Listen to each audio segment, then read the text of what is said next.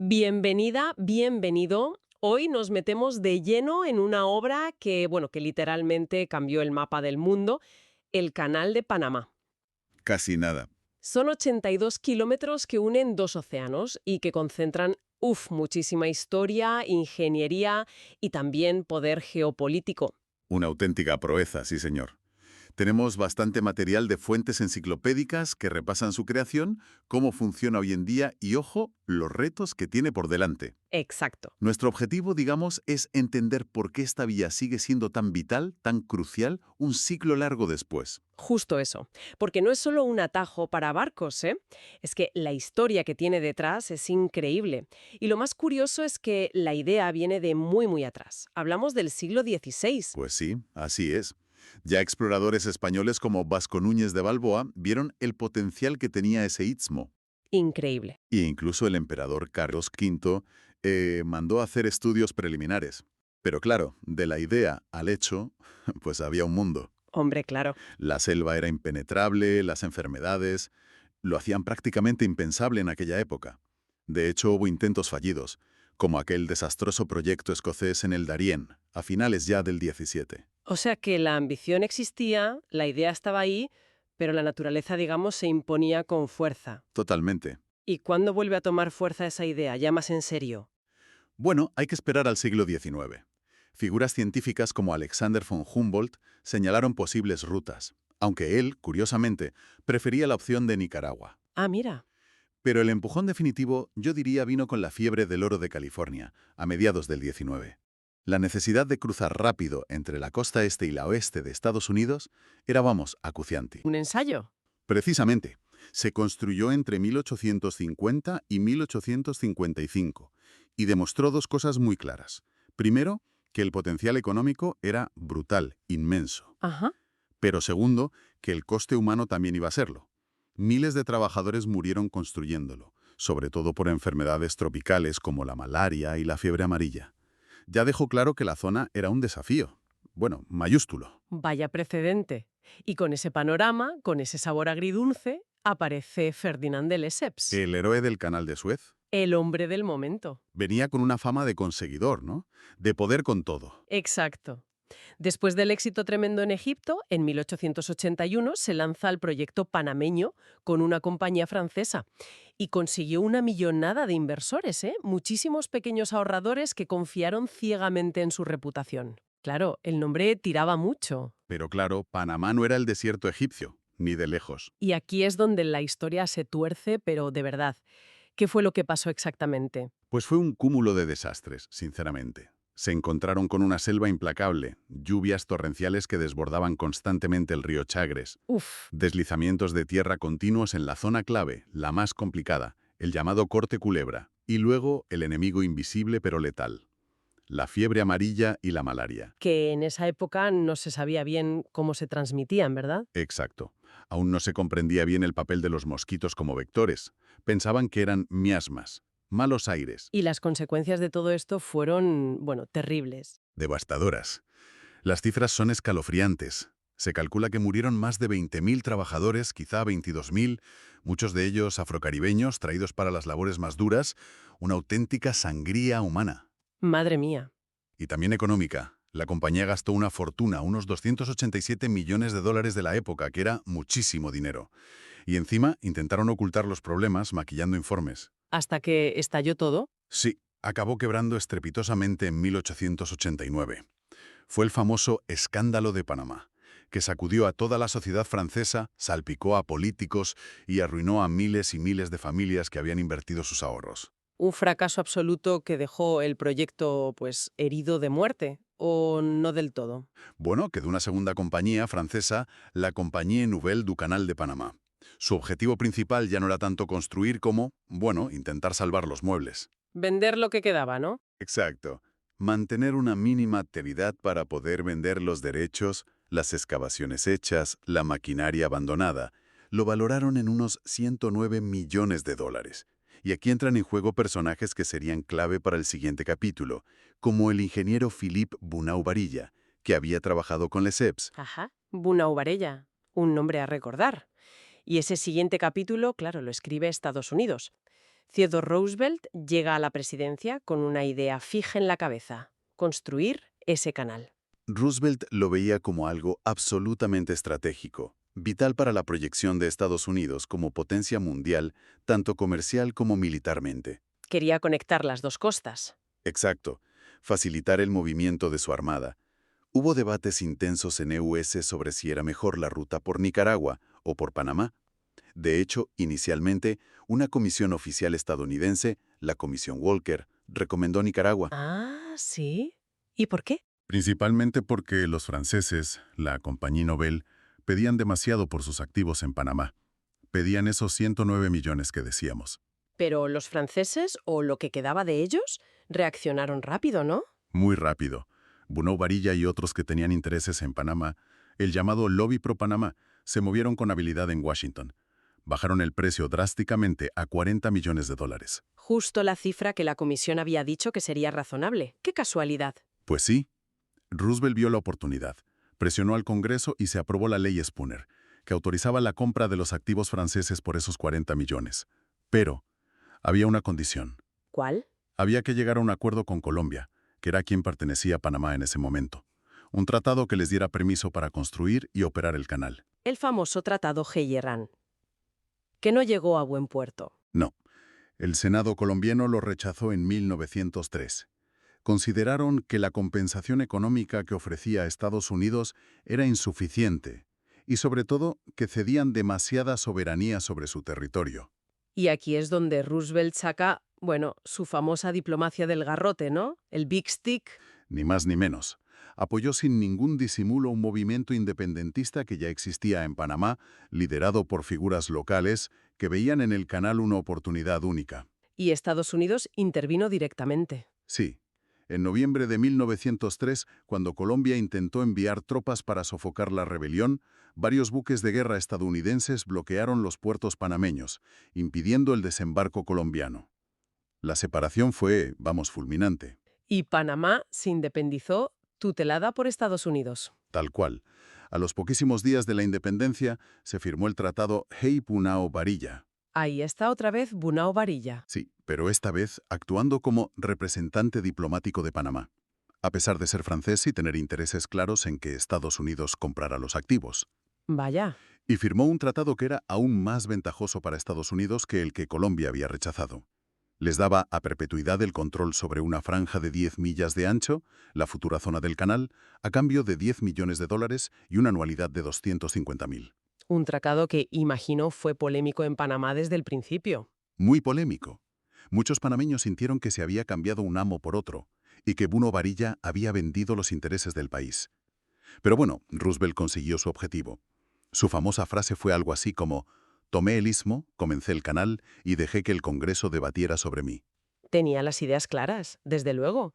Ahora tocaba construir. ¿Qué hicieron diferente los estadounidenses para no repetir el desastre francés? Pues varias cosas clave y muy importantes. La primera y quizás la más crucial, la sanidad. Pusieron al mando al coronel William C. Gorgas, que ya tenía experiencia luchando contra la fiebre amarilla en La Habana. Ajá. Gorgas aplicó de forma masiva y sistemática las nuevas teorías sobre la transmisión de enfermedades por mosquitos, descubiertas por el cubano Carlos Finlay y confirmadas por Walter Reed. ¿Y qué hicieron exactamente? Una guerra total contra los mosquitos. Fumigación masiva de casas y zonas pantanosas, eliminación de aguas estancadas donde criaban, instalación de mosquiteras, sistemas de agua potable. Fue una campaña de salud pública sin precedentes. ¿Y funcionó? Lograron controlar la fiebre amarilla y reducir drásticamente la malaria. Aunque lamentablemente no se eliminaron las muertas por completo. No, desgraciadamente no. Se estima que murieron otros 5.600 trabajadores durante la fase estadounidense. De nuevo, la mayoría eran trabajadores afrocaribeños. Pero la diferencia con la etapa francesa fue brutal. Las tasas de mortalidad bajaron muchísimo. Vale, la sanidad fue clave. ¿Qué más? Segundo, la ingeniería. Aquí hubo un cambio de enfoque fundamental. El primer ingeniero jefe estadounidense, John Frank Stevens, un tipo con mucha experiencia en ferrocarriles, descartó la idea original francesa de un canal a nivel del mar. ¿Por qué? A priori parece más lógico, ¿no? Sin esclusas. Stevens, tras estudiar el terreno, vio que era inviable, o al menos enormemente costoso y peligroso, principalmente por dos razones. las crecidas impredecibles y violentas del río Chagres. Que ya habían dado problemas a los franceses. Exacto. Y los continuos deslizamientos de tierra en el corte Culebra. Excavar hasta el nivel del mar en esa zona era una pesadilla geológica. Así que propuso una solución diferente y, la verdad, genial. ¿Cuál fue?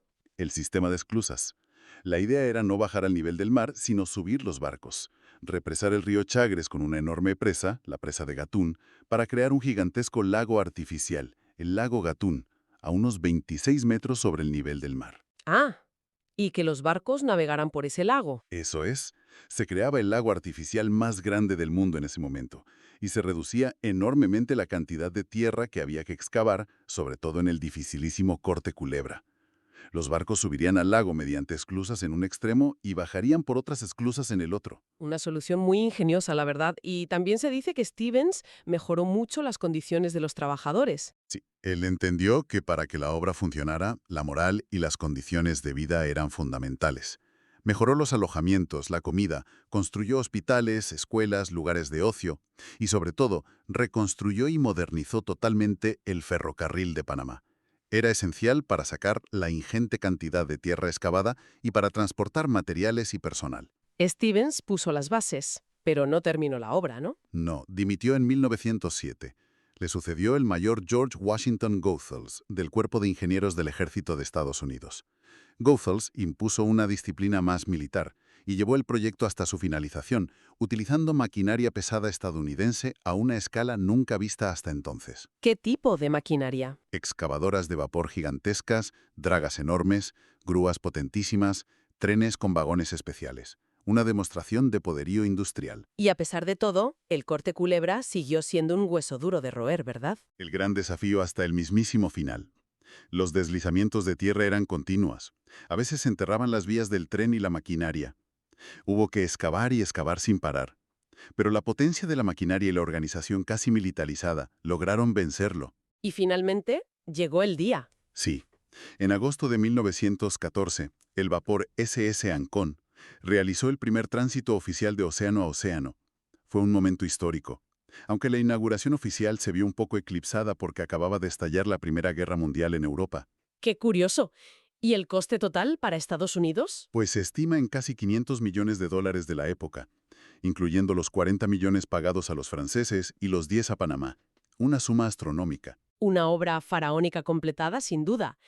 Explícanos brevemente, para quien no lo sepa, cómo funciona exactamente ese sistema de esclusas que idearon. Es básicamente como un ascensor de agua para barcos gigantes.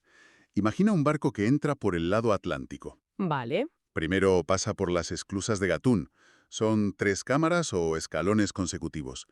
El barco entra en la primera cámara, se cierran las compuertas y se llena de agua por gravedad desde el lago Gatún. El barco sube.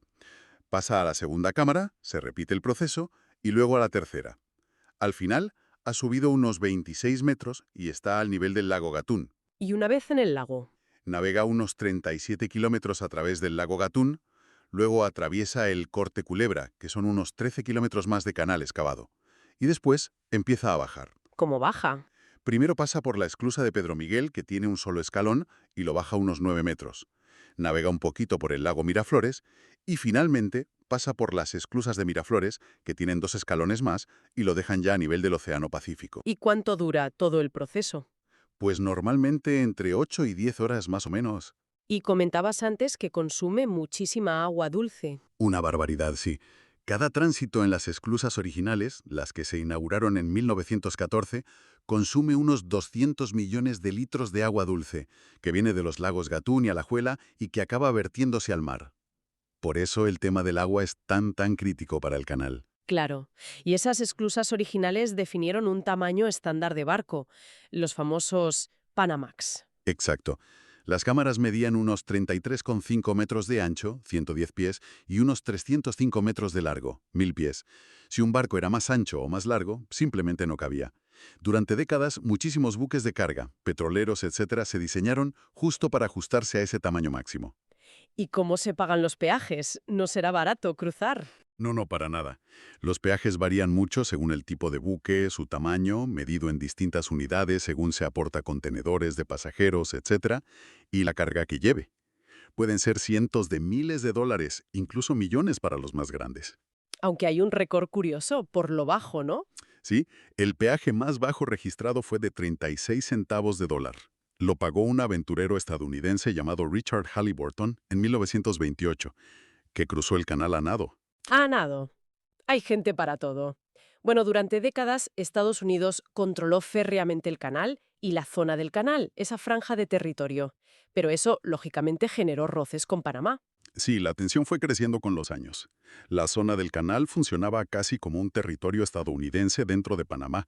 Tenían sus propias leyes, policía, tribunales. Muchos panameños lo sentían como una ocupación colonial, una herida en su soberanía. Y hubo protestas. Sí, hubo varias protestas y reclamaciones a lo largo de los años, pero el punto de inflexión, el momento clave, fueron los disturbios del llamado Día de los Mártires, en enero de 1964.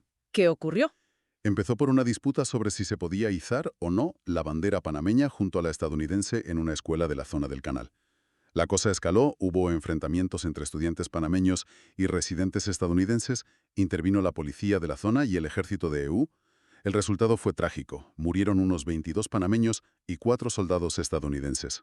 Eso tuvo que tener consecuencias graves. Gravísimas. Panamá rompió relaciones diplomáticas con EU.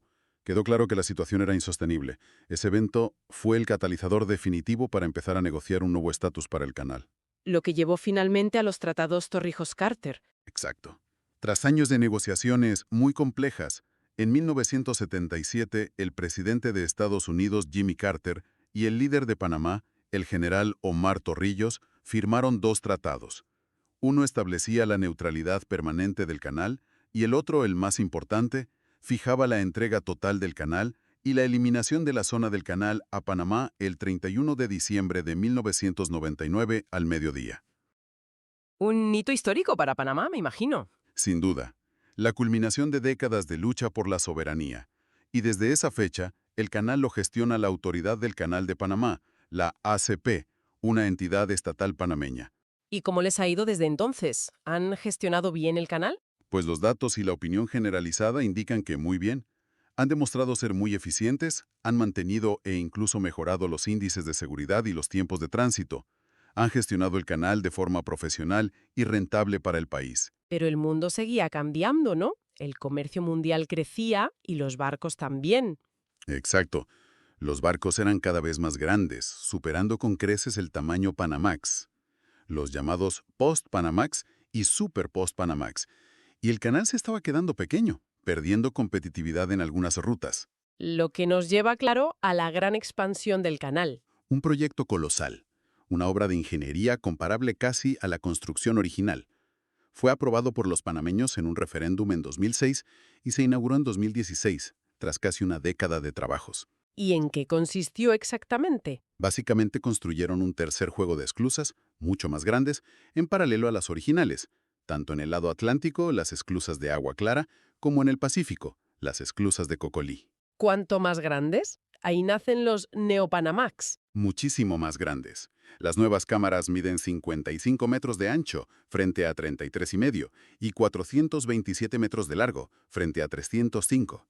Esto permite el paso de buques enormes, los llamados Neopanamax, que pueden llevar hasta 3 veces más carga que un Panamax. Prácticamente duplicó la capacidad del canal, ¿no? Sí, duplicó la capacidad en términos de tonelaje que puede pasar, y abrió el canal a segmentos del mercado que antes no podían usarlo, como los grandes buques portacontenedores que dominan las rutas Asia-costa este de EUSV, y muy importante también, los grandes metaneros que transportan gas natural licuado, GNL. Y estas nuevas esclusas, además, tienen una tecnología interesante para ahorrar agua, ¿cierto? Porque el agua ya empezaba a ser un tema preocupante. Así, eso es fundamental. Las nuevas esclusas utilizan un sistema de tinas de reutilización de agua. Son como unos enormes depósitos situados al lado de cada cámara de la esclusa. ¿Y cómo funcionan? Pues en lugar de vaciar toda el agua de la cámara al mar, o al siguiente nivel, cada vez que baja un barco, parte de esa agua se desvía, por gravedad, a estas tinas laterales. Hay 3 tinas por cámara a distintos niveles. Cuando hay que volver a llenar la cámara para que suba otro barco, primero se usa el agua almacenada en las tinas y solo se necesita rellenar el resto con agua fresca del lago. Entiendo. ¿Y cuánto ahorran? Se calcula que reutilizan hasta el 60% del agua en cada esclusaje. El resultado es que, aunque las nuevas esclusas son mucho más grandes que las viejas, consumen aproximadamente un 7% menos de agua por tránsito. Una adaptación clave porque, como decíamos, el agua se ha convertido en el gran, bueno, el talón de Aquiles del canal, parece. El cambio climático está afectando mucho. De forma muy directa y preocupante, sí. Las sequías en la región del Istmo de Panamá son cada vez más frecuentes e intensas, y eso provoca que baje el nivel de los lagos artificiales, Gatún y Alajuela, que son los que alimentan de agua dulce al canal. ¿Y sin agua suficiente? No se puede operar a plena capacidad. En 2023 la situación fue especialmente crítica. El nivel del lago Gatún bajó tanto que la ACP tuvo que imponer restricciones muy severas. Reducir el número de tránsitos diarios permitidos de los 36-38 habituales a menos de 30, incluso 24 en algunos momentos. Y también reducir el calado máximo permitido a los buques, lo que significa que no podían ir tan cargados.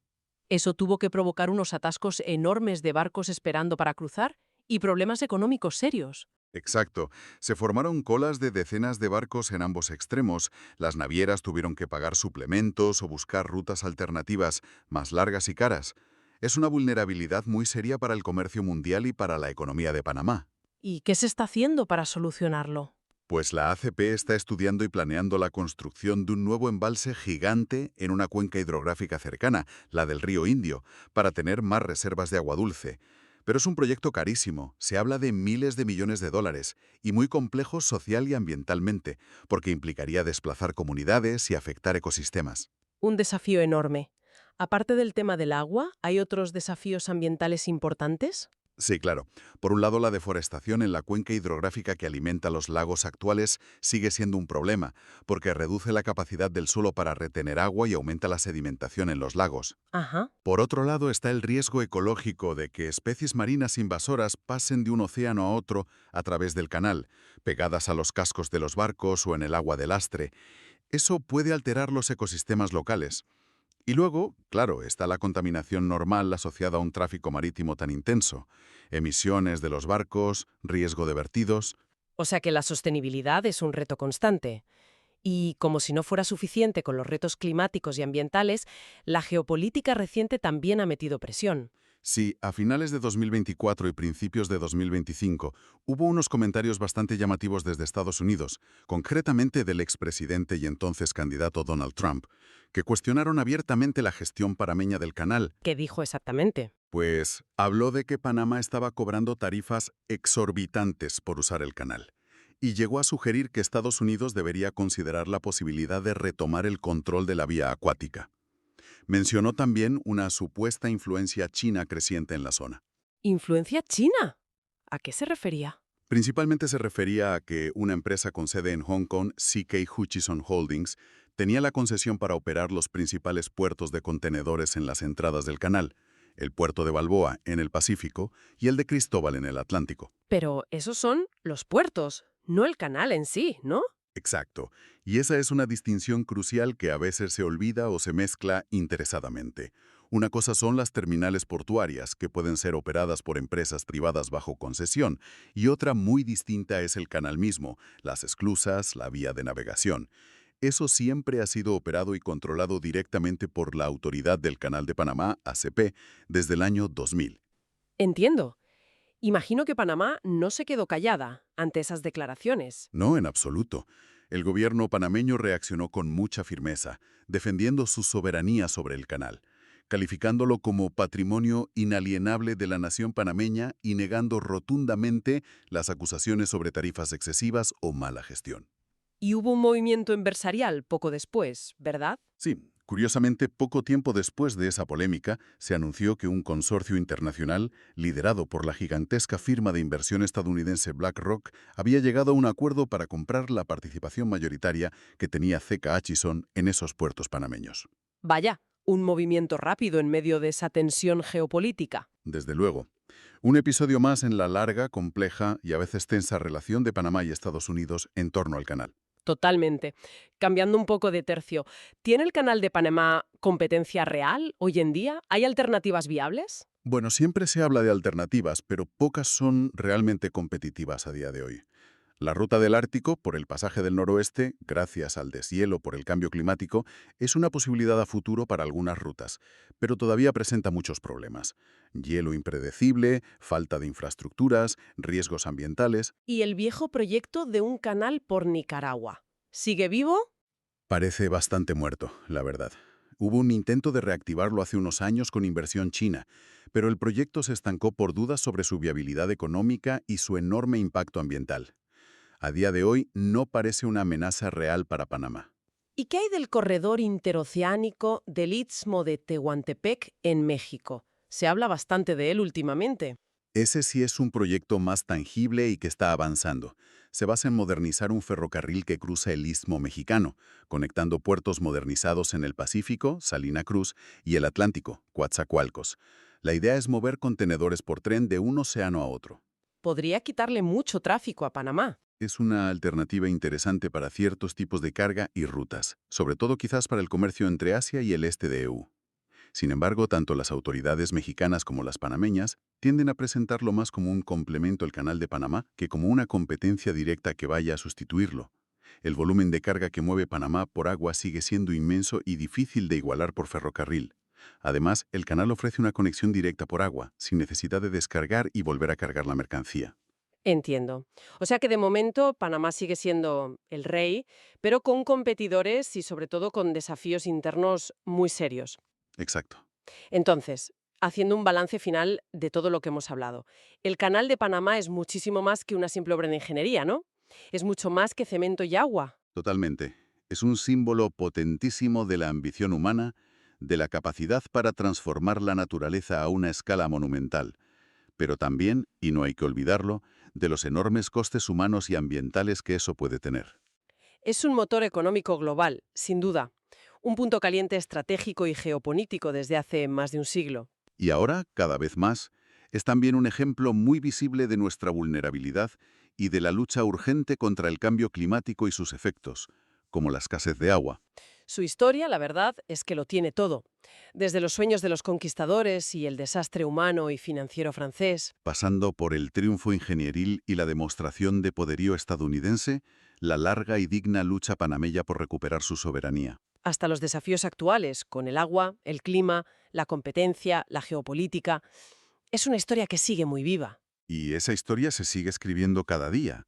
Con cada barco que cruza esas esclusas, el canal se enfrenta a los mismos desafíos de siempre, pero magnificados por el contexto actual. Asegurar el recurso vital que es el agua, adaptarse a un comercio mundial y a un clima que cambian a una velocidad vertiginosa y mantener su relevancia estratégica en un mundo cada vez más complejo.